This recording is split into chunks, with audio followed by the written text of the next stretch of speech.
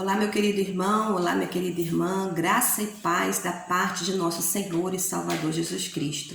Estar com você nesse dia é maravilhoso, é um presente de Deus para as nossas vidas. 16 de dezembro do ano de 2020. Chegamos até essa data porque o Senhor tem cuidado de nós.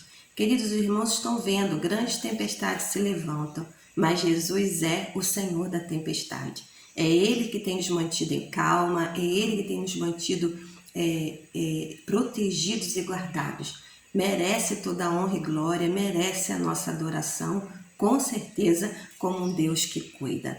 Estamos então aí há 9 dias, né, do Natal, estamos aí há 15 dias do fim desse ano de 2020 e fazendo um balanço, queridos, de quanto nós trabalhamos nesse ano. Tenho me sentido muito feliz, muito desejosa de honrar o nosso Deus, porque Ele tem sido fiel, né, queridos?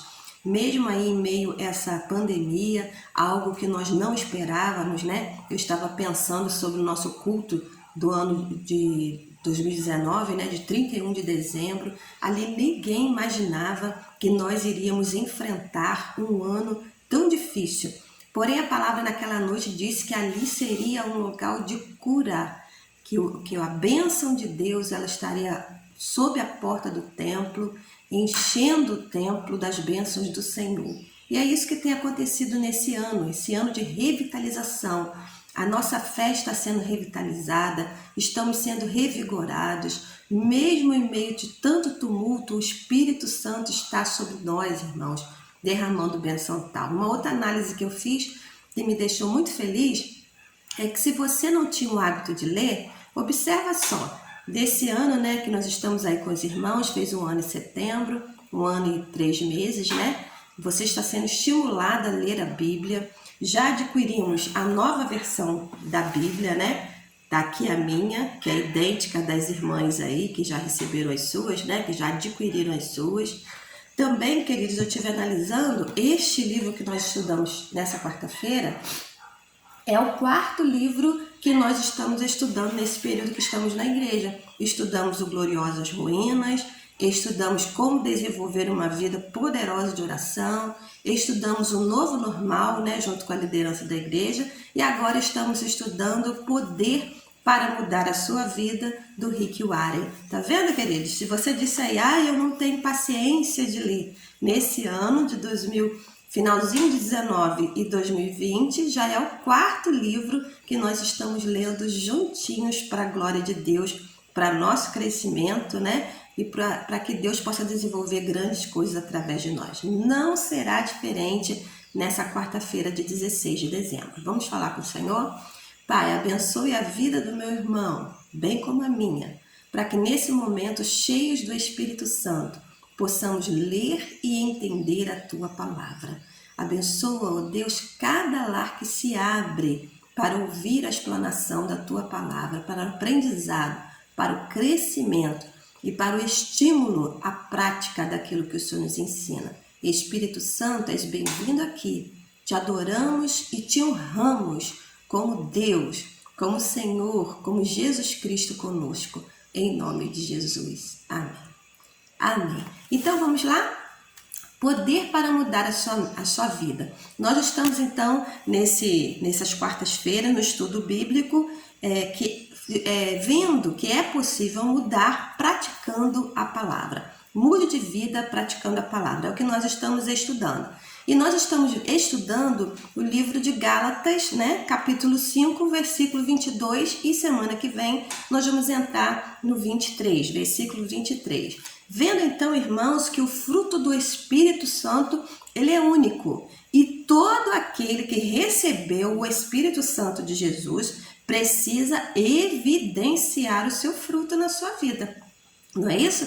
Nós estamos entendendo não é possível nós dizermos que temos Jesus, dizermos que o Espírito Santo habita em nós e não executarmos, não evidenciarmos o fruto do Espírito.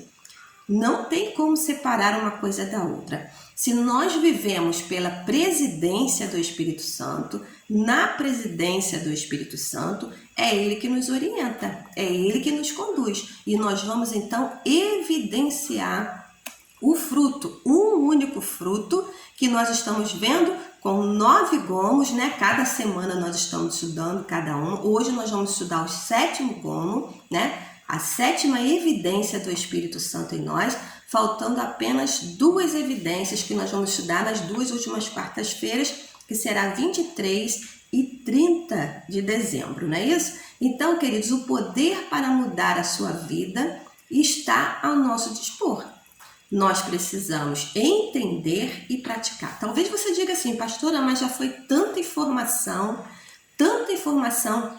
adquirida em minha vida. Não fique receoso, não fique aflito. Queridos, isso é um exercício diário. Nós precisamos fazer todos os dias. Então, volte atrás quantas vezes forem necessárias, estudando a Bíblia, Gálatas 5, 22 a 23, estudando João 15, lembra de João 15 que nós falamos no primeiro estudo? Aquele que está ligado à videira, esse dá muito fruto, fruto no singular. Isso significa que as evidências do Espírito Santo acompanharão aqueles que estão ligados em Jesus. Nós precisamos dar muito fruto. Muito fruto, porque sem Jesus nada nós podemos fazer. Então, irmãos, esse exercício dos gomos, das evidências, daquilo que o Espírito Santo produz em nós, precisa ser evidenciado toda a vida.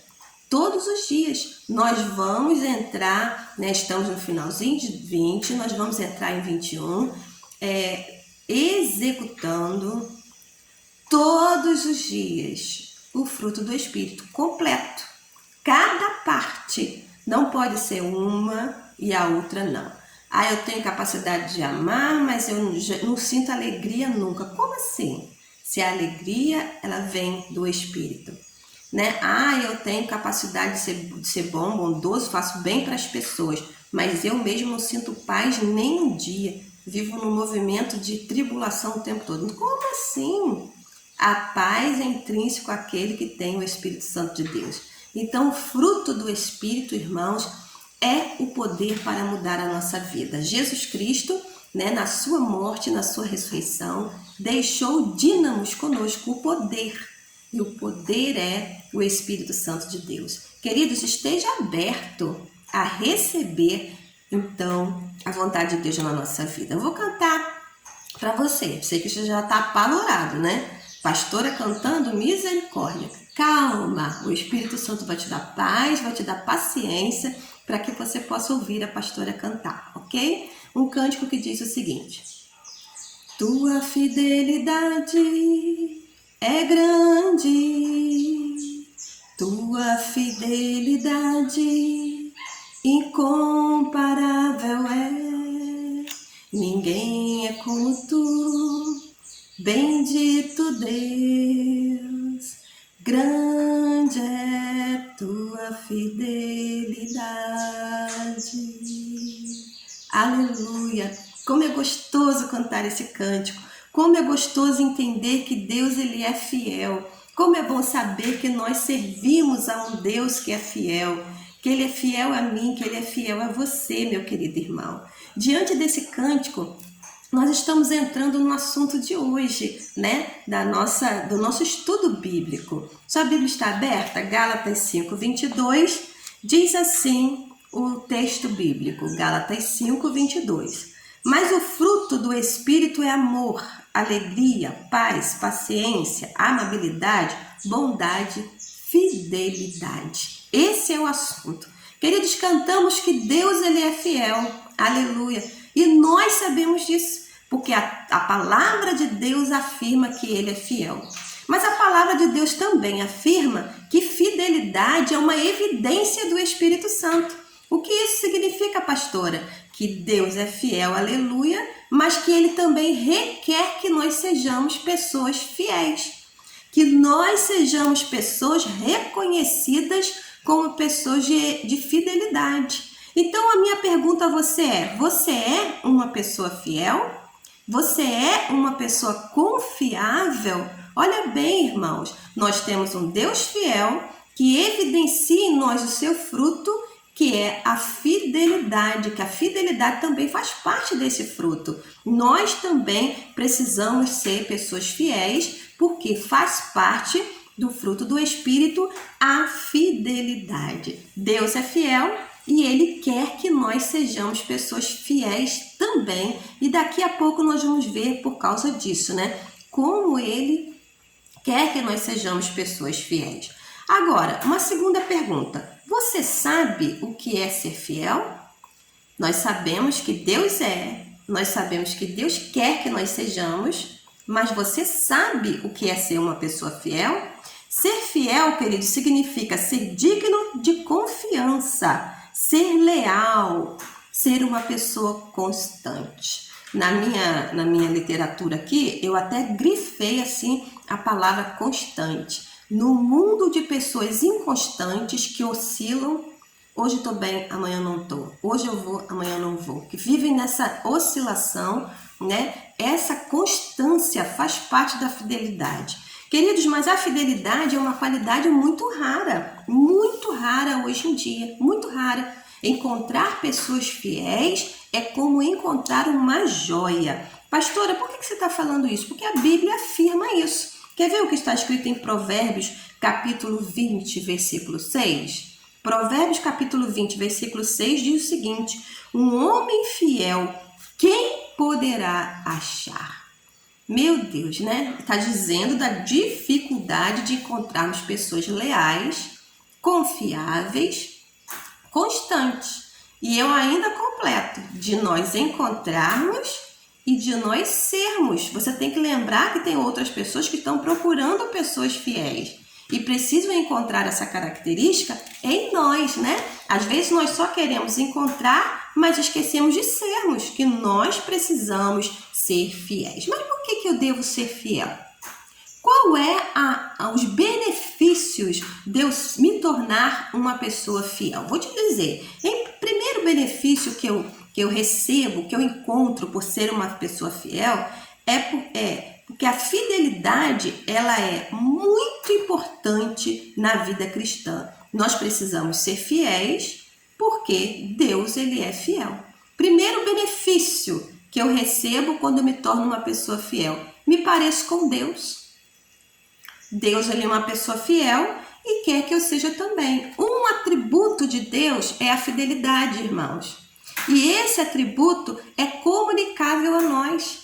O fruto do Espírito é fidelidade. Então, Deus quer que nós sejamos fiéis como Ele é fiel. Precisamos ser parecidos com o nosso Deus. Segundo benefício que eu recebo por ser uma pessoa fiel. A fidelidade torna a vida mais fácil.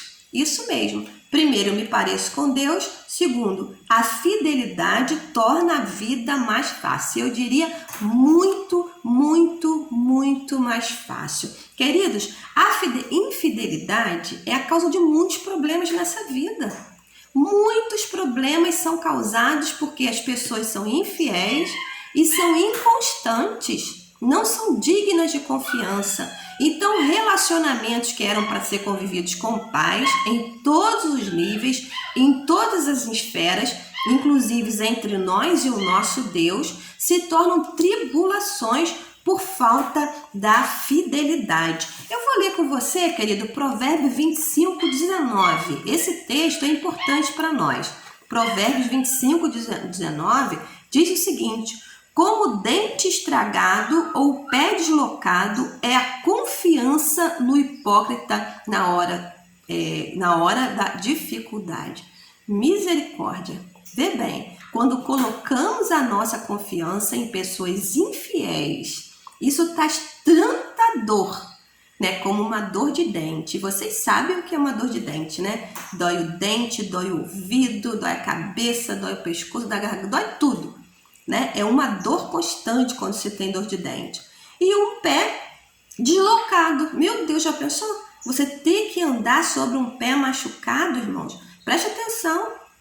A palavra de Deus em Provérbios 25 está comparando uma pessoa infiel como alguém que tem uma dor de dente constante, como alguém que tem um pé manco, um pé machucado. ou seja, sofrimento constante. Queridos, quando nós lidamos e quando nós somos fiéis nos nossos relacionamentos, isso torna a vida mais fácil, porque evita muito e muito problema. Trabalhar, meu querido, com uma pessoa inconstante é extremamente frustrante, muito frustrante, porque você nunca sabe se pode contar com aquela pessoa ou não, né? Um dia você pode contar, mas no outro não pode mais, porque diante das dificuldades, pula fora do barco. Isso traz sofrimento, isso traz dor constante. Nós procuramos, queridos, a fidelidade nos outros, como eu disse, mas nós somos fiéis aos outros? Ou nós é que estamos sendo pessoas inconstantes, titubeantes, né? Que vive de altos e baixos. Precisamos refletir sobre isso. E o terceiro benefício de eu ser uma pessoa fiel, o terceiro benefício da fidelidade é: nós devemos ser fiéis porque Deus recompensa a fidelidade. Olha bem, hein? Nós devemos ser fiéis porque Deus recompensa a fidelidade. Nós vimos isso bem claro em Mateus 25, na parábola dos talentos, não é isso? Aquele que foi fiel, quem foi fiel no pouco, também será no muito. Quem for fiel no pouco, mais lhe será dado. Jesus explicando nessa parábola que a fidelidade ela é premiada, que a fidelidade ela é recompensada. Quanto mais fiéis nós somos, mais recompensa nós recebemos. Então nós precisamos sim usufruir dos benefícios de sermos pessoas fiéis e de encontrarmos pessoas fiéis. Mas você deve estar pensando aí, pastora, com quem eu devo ser fiel? Como eu devo ser fiel? O que eu devo fazer para ser uma pessoa fiel? E é isso que nós vamos estar nos aplicando agora nesse estudo bíblico. 8 características da fidelidade. Os irmãos estão anotando, queridos? Se o irmão não está anotando, pegue um caderninho, pegue uma caneta, volte lá no primeiro estudo e venha anotando e vá lendo isso, remoendo, ouvindo todos os dias, para que o irmão possa ter base bíblica na mudança da tua vida, né? Através da prática da palavra. A primeira característica da fidelidade é: cumpra as suas promessas. Uma pessoa fiel cumpre as suas promessas. Nosso texto básico para essa orientação é Provérbios 25, versículo 14. Provérbios 25, 14 diz o seguinte: como nuvens e ventos que não trazem chuva, assim um homem que se gaba de dádivas que não dá. Misericórdia, olha bem. A nuvem e o vento prometem chuva, mas ela nunca chega. É só o barulho, é só o estardalhaço. Assim o homem que só promete. Ele só promete, mas não cumpre. Ou seja, está gerando problemas para a sua vida. Aquele que promete e aquele que não cumpre. Tenha cuidado com as promessas que você faz. Nós prometemos coisas a Deus e não cumprimos. Não seremos recompensados por isso. Nós prometemos coisas às pessoas e não cumprimos. Eu vou fazer ou eu vou deixar de fazer e nunca que chega essa data. São pessoas infiéis. Nós precisamos ter cuidado, porque quando nós agimos dessa forma, com promessas que nunca são cumpridas, irmãos, nós também estamos ensinando outros a serem mau caráter. Quer ver como? Quando nós prometemos coisas aos nossos filhos e não cumprimos. Por exemplo, na hora que a criança está chorando, ele está fazendo uma birra, eu quero isso, aí você promete, para ele ficar quieto, papai e mamãe vai te comprar. Mas nunca compra. Se sabe que não pode comprar, não prometa. Porque você vai estar ensinando a essa criança a ter uma personalidade titubiosa. Outra coisa, se você fizer isso, papai e mamãe vai te dar uns tapas. E a criança faz e não recebe aquilo que você prometeu. Da mesma forma, você está criando uma criança com uma personalidade titubiosa. Tá vendo, queridos, como nós precisamos cumprir aquilo que nós prometemos? Só prometa aquilo que você possa cumprir. Senão, você vai estar falho na sua fidelidade. Em segundo lugar, respeite o seu casamento. Esse também é uma característica das pessoas fiéis. ela respeita os seus relacionamentos. Hebreus 13, 14, capítulo 13, versículo 14 diz: o casamento deve ser honrado por todos. O casamento deve ser honrado por todos. Estamos falando de relacionamento. Queridos, ser fiel é uma promessa que os noivos fazem no dia do seu casamento. Eu prometo ser fiel a você por toda a minha vida.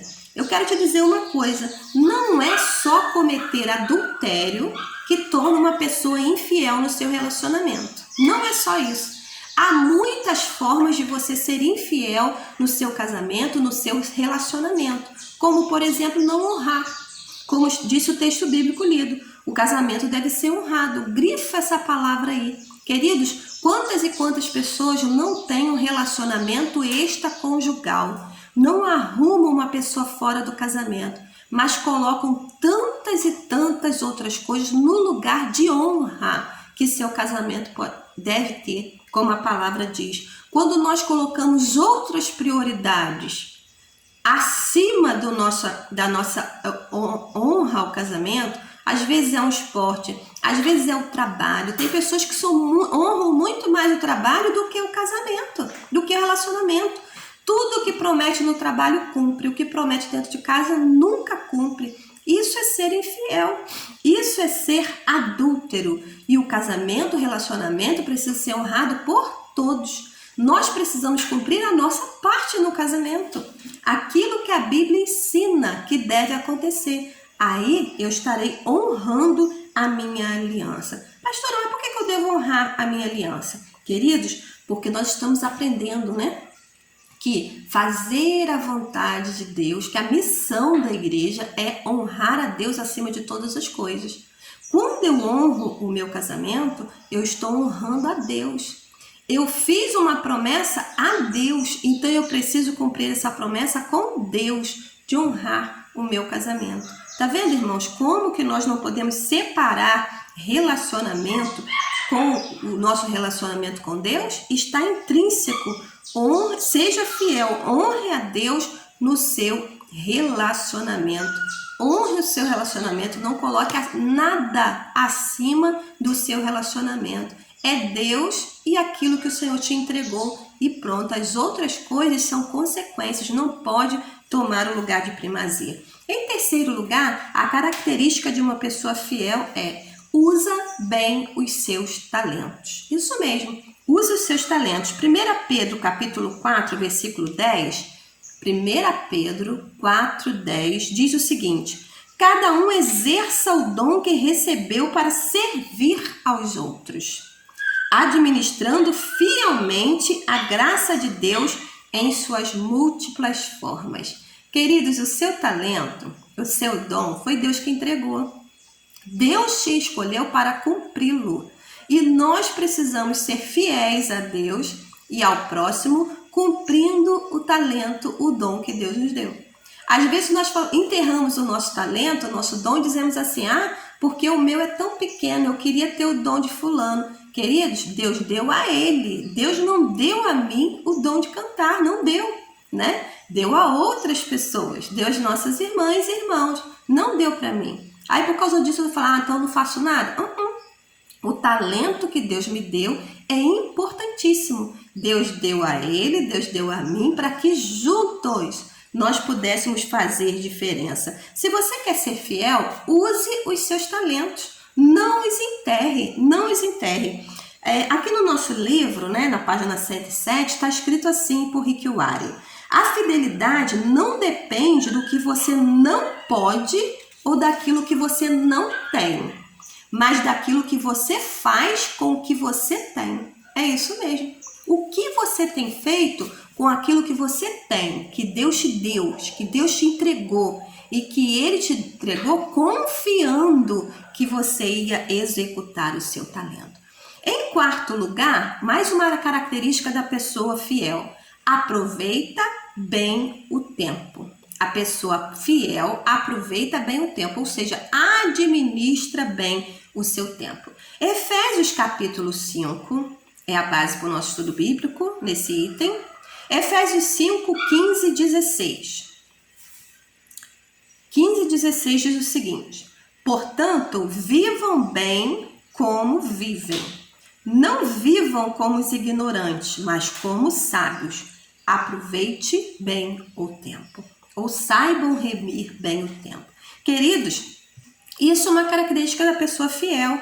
Ele aproveita bem o seu tempo, sabe administrar. O mesmo tempo que é entregue a mim, é entregue a você. Nem uma hora a mais e nem a menos, né? O dia tem 24 horas, a semana tem 7 dias, o mês tem 30 ou 31 dias, né? O ano tem o mesmo dia, mesmo de uma para outra pessoa.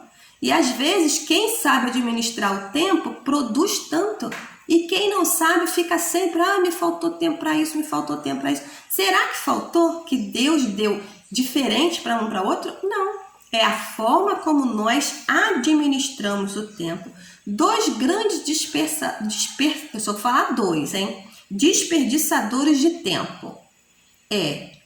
O arrependimento e a preocupação. Dois grandes desperdiçadores. Por quê? Aquele que vive arrependido, ele está sempre preso no passado. Sempre preso no passado, não consegue viver o presente. Porque eu fiz isso, porque eu fiz aquilo, eu não mereço isso, não mereço aquilo. Está desperdiçando tempo. Porque o hoje é para ser vivido. E o preocupado? Preocupação. Está sempre preocupado com o futuro. Preocupado com o amanhã, com o depois da manhã, com o mês que vem, esquece do hoje. E quando nós estamos esquecendo do hoje, nós estamos administrando muito mal o nosso tempo. Ser fiel é saber administrar o tempo com coisas realmente úteis, né? Deixando as coisas inúteis de lado. Quinta coisa que eu e você precisamos fazer, característica das pessoas fiéis. Fique ao lado dos seus amigos. Olha que coisa interessante. Fique ao lado dos seus amigos. Provérbios 17:17. Provérbios 17:17 diz o seguinte: o verdadeiro amigo é leal e o irmão existe para ajudar em tempos de necessidade. Ele é muito conhecido esse texto nosso, né? O verdadeiro amigo ama em todo tempo e na angústia nasce o irmão. Nós conhecemos mais essa versão bíblica aí, né? Queridos, os amigos são constantes e confiáveis, os amigos verdadeiros. Você tem tido amigos na sua vida? Você tem sido amigo de alguém? Na hora da tribulação, nasce o irmão na sua vida? Tem alguém para te socorrer? Se eu te pedir agora, por favor, liste para mim 5 pessoas que são confiáveis para você, que você pode buscá-los, que você pode confiar.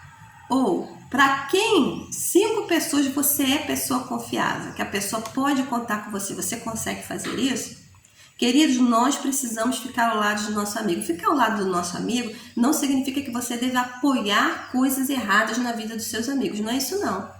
Nós devemos falar a verdade com amor, sermos sinceros sem ser mal educado com os nossos amigos e também permitir que nós sejamos ajudados nas nossas falhas. É para isso que servem os verdadeiros amigos, né? Pessoas que nós precisamos ter ao nosso lado, sermos fiéis, ter gente para contar e também pessoas que podem contar com vocês. Nem todas as minhas amigas, as pessoas que são meus amigos, né? Homens e mulheres, estão do meu lado todos os dias. Nem todos. Francamente, né? Bem perto de mim aqui, eu tenho poucos. Mas, queridos, meus amigos sabem que podem contar comigo. Na hora da tribulação, na hora da angústia, é para cá que vem.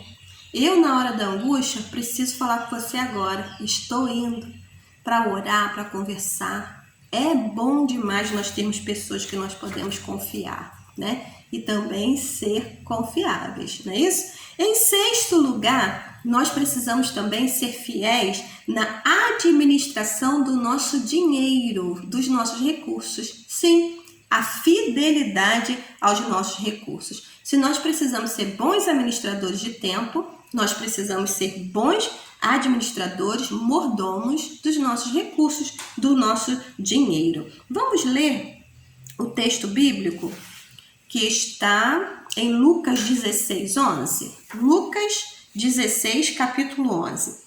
Se nas riquezas injustas não fostes fiéis, quem vos confiará as verdadeiras?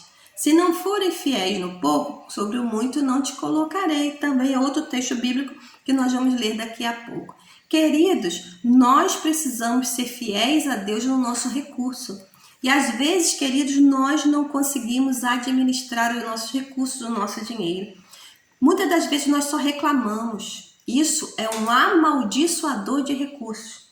Quando chega o seu salário, o seu dinheiro na sua mão, você está reclamando. Ah, esse dinheiro é pouco, não dá para nada. Nunca vai dar para nada mesmo, sabe por quê? Você não sabe administrar. Quando nós também não pagamos aquilo que nós devemos, amados. Se você está devendo algo, o nosso objetivo é pagar aquele algo e não fazer novas dívidas. Assim nós não somos de bons mordomos. Eu já contei para vocês uma vez e vou contar de novo, né? Uma vez que eu entrei na loja Nalim e numa época dessa assim, de final de ano, né? E tinha uma mãe com uma menininha na minha frente, né? E essa menininha estava com uma boneca na mão, uma caixa com uma boneca, e a mãe queria levar aquela boneca para a filha naquele momento. E eu ali, né? Eu estava atrás dela na fila, estava prestando atenção no que ela estava fazendo ali naquela fila. Ela estava com 7 carnês da Nalim na mão, 7, irmãos. Porque lá você tem um limite, não é isso? Você tem um limite, aí você vai pegando até o seu limite. Pois bem, ela foi pegando 7 vezes até chegar a esse limite. E ela estava ali tentando negociar para ver se conseguia pagar uma prestação atrasada de cada uma dessas mensalidades para poder levar a boneca da filha. Ela estava fazendo uma administração do dinheiro e estava ensinando a sua filha também que nós não precisamos pagar para depois comprar de novo, mas é uma coisa terrível, né? Na administração do nosso dinheiro, vou lhe tocar num assunto muito delicado, mas é bíblico. É fato, nós precisamos conversar. Se nós não somos fiéis a Deus, como nós vamos ser as pessoas? Queridos, infelizmente, há muitos e muitos cristãos que não são dizimistas, não são fiéis a Deus e à palavra. Se é uma ordenança bíblica, nós precisamos cumprir. Se é uma ordenança bíblica, nós precisamos executar com alegria, sendo mordomos do nosso dinheiro, né? Sendo fiéis a Deus. Nós não somos, muitas das vezes, fiéis ao Senhor nos nossos recursos e exigimos que Ele seja fiel conosco. Como? Quem está sobre a nossa vida, daquele que não é dizimista, não é ofertante, é o devorador. Então, nós vivemos reclamando e queixosos. Seja fiel a Deus, junto com o seu cônjuge, na questão do dízimo. Nós precisamos sim ser fiéis a Deus, junto com a família. Queridos irmãos, aqui na nossa casa, nós ensinamos os nossos filhos a serem dizimistas desde bebezinho, né? Desde bebezinho, assim que nasceram, eles já tinham o seu cartão de dízimo, né, na igreja. E assim que eles começaram a engatinhar, quando não engatinhava e ia no nosso colo, eles iam ao gasofilaço com alegria entregar o seu dízimo, né? Desde pequenininho. Sabe por quê? Eu e a Demi sempre sentamos, fizemos as nossas contas, vimos os nossos recursos, pegamos no nosso recurso a primazia, o primeiro lugar para Deus, e dividimos entre eu e ele e as crianças. As crianças sempre foram dizimistas, porque em casa eles sempre trabalharam. Uma vez eu estava lecionando uma classe e o marido ele disse o seguinte para mim: eu sou dizimista fiel, mas a minha esposa não é. Numa classe de escola dominical, numa igreja que eu pertencia no passado. E eu perguntei a ele, por que ela não é? E ele disse para mim assim, a resposta, né? Ficou num encontro de casais. Ele perguntou para mim, ele respondeu para mim assim, porque ela não trabalha. Ela não trabalha, ela não é dizimista. Irmãos, de uma forma muito sutil, muito delicada, a pastora deu a seguinte orientação. Como que ela não trabalha? Para o irmão sair de manhã e ir para o seu trabalho, a sua roupa está lavada, a sua comida está feita, a sua marmita está pronta. Quando você volta para casa, sua casa está organizada, seus filhos estão cuidados. Você está trabalhando fora e sua esposa está trabalhando em casa. Então, o que o irmão precisa fazer para ser justo? Pegar o seu salário, separar o seu dízimo, dividir com ela, para que você e ela tenham o prazer de serem dizimistas na casa de Deus. E graças a Deus, esse irmão recebeu essa palavra com tanta alegria. E depois dessa data, foi assim que fizeram. Queridos, nós precisamos ser fiéis a Deus nos nossos dízimos, junto com o nosso cônjuge, junto com nossos filhos.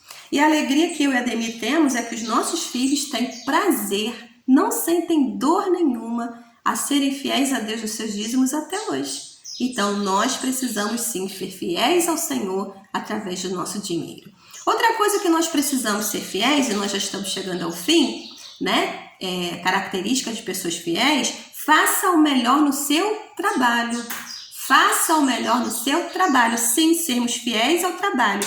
Lucas capítulo 16, versículo 10 diz o seguinte: quem é fiel no pouco, também é fiel no muito. É um versículo que eu já citei anteriormente. Lucas 16, 10. Queridos, nós precisamos ser fiéis. Seja quem é fiel no pouco, também é fiel no muito. O que isso significa? Seja fiel nas pequenas coisas.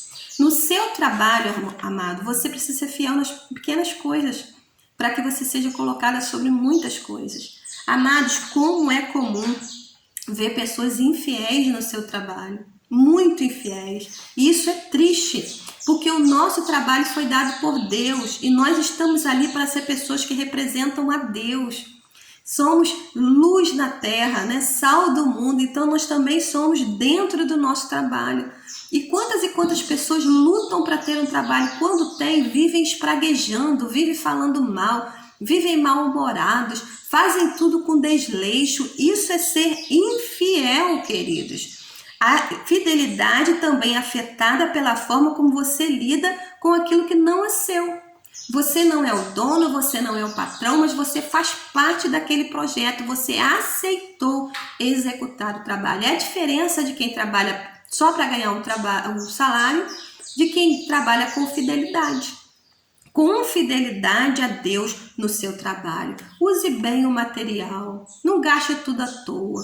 Não fique tomando café toda hora no seu trabalho, não fique dando atestado à toa, queridos. O que isso vai gerar na sua vida, você vai ficar sem esse trabalho, porque foi infiel dentro daquilo que Deus te deu. E em oitavo e último lugar, característica das pessoas que são fiéis. Assuma um compromisso com uma igreja. Assuma um compromisso com sua igreja. Olha a palavra, compromisso. Assuma um compromisso com a sua igreja. Romanos 12, 5. Romanos 12, 5 diz o seguinte: assim também em Cristo, nós que somos muitos, formamos um corpo e cada membro está ligado a todos os outros. Senhor, né? Somos muitos, mas em Cristo nós somos um, porque formamos apenas um corpo, o corpo de Cristo. Como que você vai viver no corpo de Cristo sem compromisso? Como? Ah, não, meu nome está lá no hall de membros, está muito bom.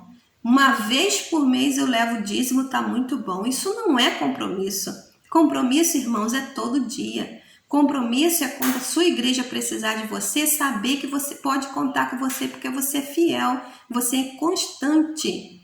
Você não é inconstante que fica pulando de galho em galho, né? Sabendo que aquela membresia daquela igreja local é o corpo de Cristo junto com você. E você faz parte do corpo de Cristo. Nós precisamos ser fiéis de tal maneira que a igreja local possa confiar em você, sabendo que todas as vezes que precisar de você, você vai chegar junto. Você vai chegar junto. Pense bem, há tantas pessoas que reclamam assim: ah, eu não gosto da minha igreja não, porque na igreja ninguém visita. Você visita. Tem outras pessoas que estão precisando da sua visita, não é? Ah, não, fulano não faz isso, então eu vou sair dessa igreja. Você faz isso. Geralmente, irmãos, muito daquilo que nós reclamamos, nós mesmos não fazemos. E o que você está esquecendo nesse caso? Nós somos um. Se a pastora não faz, você faz. Né? Se alguém não faz o que você quer, você faz, porque nós somos um só.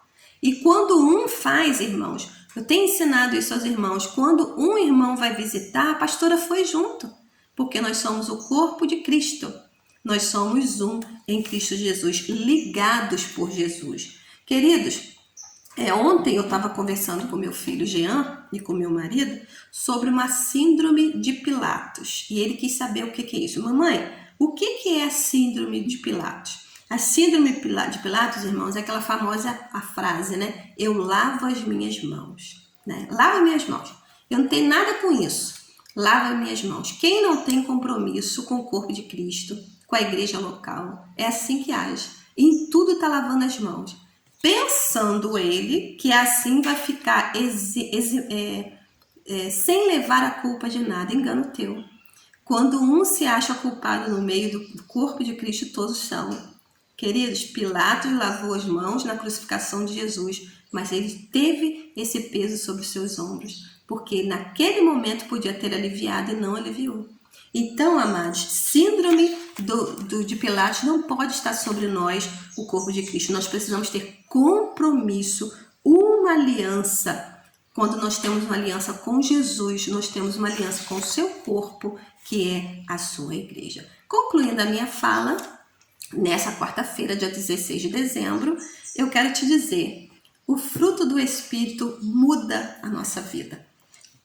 Quando nós executamos, queridos, como nós evidenciamos todos os dias, produzimos muito fruto, como João 15 diz, capítulo 15 diz, nós mudamos de vida, somos pessoas transformadas. Que você e eu tenhamos sede de sermos cumpridores da palavra. Nosso Deus é fiel, seja fiel também.